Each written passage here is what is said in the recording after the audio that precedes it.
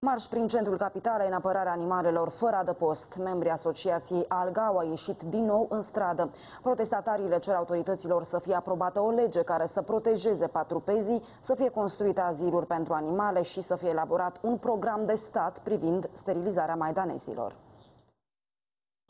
Animalele au suflet! Cerem sterilizarea! Cerem sterilizarea!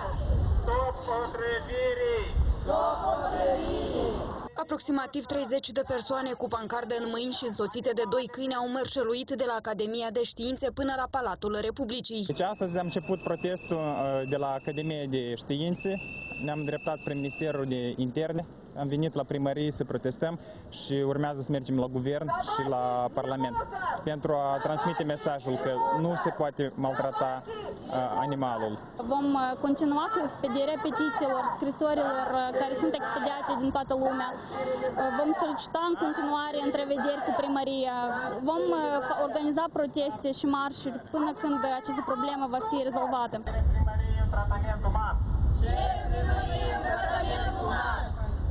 Protestatarii au fost monitorizați de câțiva polițiști. Manifestația a decurs fără incidente. Acțiunea este una autorizată. A început la Academia de Științe a Republicii Moldova, pe traseul Ștefan cel Mare.